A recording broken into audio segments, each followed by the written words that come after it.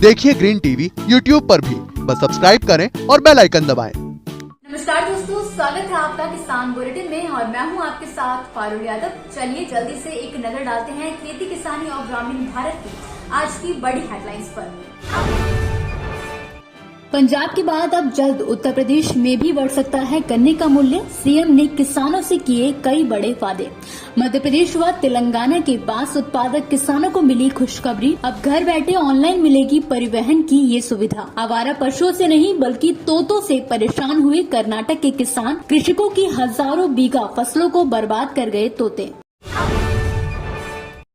जहां एक तरफ कृषि कानूनों का विरोध कर रहा भारतीय किसान यूनियन 5 सितंबर को मुजफ्फरनगर में किसानों की महापंचायत करने वाला है, तो वहीं दूसरी तरफ उत्तर प्रदेश में विधानसभा चुनाव की बढ़ती नजदीकियों को देखते हुए योगी सरकार भी एक बार फिर किसानों के बीच अपनी पहुंच मजबूत बनाने में जुट गई है। इसी कड़ी में बीते बुधवार को सीएम योगी आदित्यनाथ ने अपने आवास पर किसानों के साथ बातचीत के दौरान कहा कि जल्द ही राज्य सरकार गन्ना मूल्य में बढ़ोतरी करने वाली है। किसानों को उम्मीद है कि जिस तरह पंजाब सरकार ने गन्ना किसानों के लिए प्रति क्विंटल गन्ने का एसएपी 360 रुपए प्रति क्विंटल तय किया है, उसी तरह उत्तर प्रदेश सरकार भी प्रदेश के किसानों के लिए उचित कीमत तय करेगी। इतना ही नहीं, सीएम के आवास पर हुई बैठक में करीब 54 जिलों के 154 किसानों ने शामिल होकर अपने मन की बात सीएम के सामने रखी, जिसके बाद किसानों को एक और राहत देते हुए योगी आदित्यनाथ ने ऐलान किया कि फसल अवशेष जलाने की वजह से अब तक जिन जिन किसानों पर मुकदमे दर्ज किए गए हैं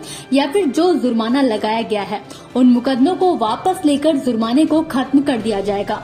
इसी के साथ उन्होंने नए पेराई सत्र की तारीख का ऐलान करते हुए कहा कि पश्चिमी क्षेत्र में 20 अक्टूबर से चीनी मिलें शुरू हो जाएंगी, जबकि मध्य क्षेत्र में 25 अक्टूबर से मिलें चलेंगी। वहीं बिजली बिल व कनेक्शन से जुड़ी समस्याओं के समाधान के लिए योगी सरकार ने एक मुश्त योजना लाने का भी किसानों को आश्वासन दिया।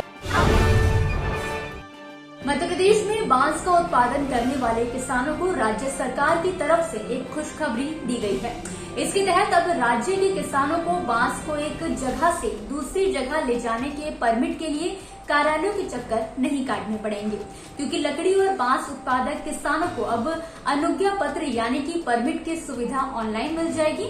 इसके लिए एक खास एप्लीकेशन ऐप लॉन्च किया गया है।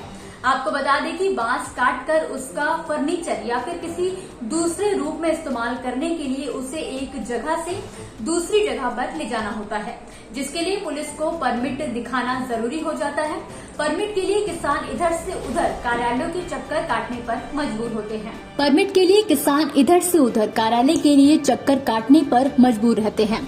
ऐसे में मध्य प्रदेश के वन विभाग में लकड़ी और बांस उत्पादक किसानों को नाके पर होने वाली कठिनाइयों को ध्यान में रखते हुए परमिट देने का काम ऑनलाइन करने का फैसला किया गया है।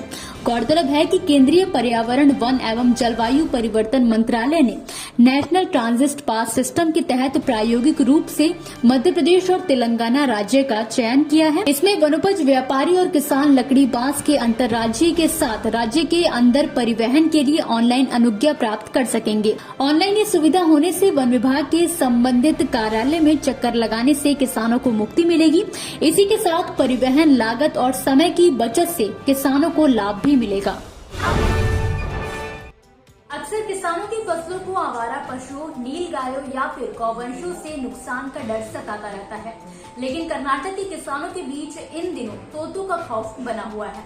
दरअसल राज्य के दावड़गेरे जिले के चन्नागिरी तालुका में किसान तोतों के आक्रमण से जूझने पर मजबूर हो चुके हैं।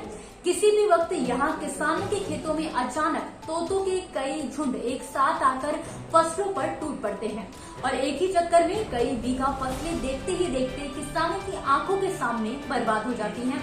बता दें कि चन्नागिरी तालुका में सैकड़ों एकड़ मक्का की फसल तोतों के आक्रमण के बाद बर्बाद हो गई है। किसानों की माने तो आमतौर पर 30 से 40 या 40 से 50 तोते मिलकर कई झुंड बनाते हैं, जिसे सामूहिक तौर से तोतों की महामारी का रूप कहा जाता है। स्थानीय किसान बताते हैं कि मक्का की फसल काटने के लिए लगभग तैयार खाने के लिए तोते हजारों की संख्या में उनके खेतों पर आक्रमण कर रहे हैं। हालात ये हो चले हैं कि किसानों को तोतों से बचाव का कोई रास्ता नजर नहीं आ रहा। ऐसे में किसान हालात के आगे मजबूर हो चुके हैं। फिलहाल किसानों की स्थिति जानने के लिए चन्नागिरी तहसीलदार पुत्र राजा गौड़ा ने भी मौके का दौरा किया और किसानों को सरकार से मुआवजे का आश्वासन दिलाया है। तो दोस्तों, ये थी आज के किसान बुलेटिन की कुछ ऐसी खबरें जिन्हें हमने आप तक विस्तार से पहुंचाया। लेकिन अब बारी है कृषि क्षेत्र से जुड़ी कुछ ऐसी खबरों की जिनके बारे में भी आपके पास जानकारी होना जरूरी है। तो चलिए जल्दी से अब एक नजर डालते हैं खेती किसानी और ग्रामीण भारत की छोटी बड़ी अपडेट्स पर। पंजाब के रोपड़ जिले में किसानों की करीब 2200 एकड़ मक्के की फसल आर्मी बॉल नाम के कीड़े के प्रकोप के चलते पूरी तरह से बर्बाद हो चुकी है। ऐसे में यहाँ के किसानों और किसान संगठनों ने अपनी फसल खराबी के मुआवजे की मांग को लेकर बीते दिन महाराजा रणजीत सिंह बाग में जमकर धरना प्रदर्शन किया। इस प्रदर्शन के दौरान कीर्ति किसान मोर्चा के सदस्यों ने कहा कि सरकार हमारी फसल बर्बादी की खातिर प्रति एकड़ 20,000 रूपए का मुआवजा दे। किसान प्रदर्शनकारियों की ओर से कहा गया है कि यदि सरकार ने मांगे नहीं मानी तो विरोध प्रदर्शन तेज होता चला जाएगा। जल्द मुआवजा न मिलने पर 5 सितंबर से किसान रोड जाम करेंगे। महाराष्ट्र के सोलापुर जिले से हाल ही में एक ऐसा मामला सामने आया है जिसे सुनकर ज्यादातर किसान हैरान रह जाएंगे।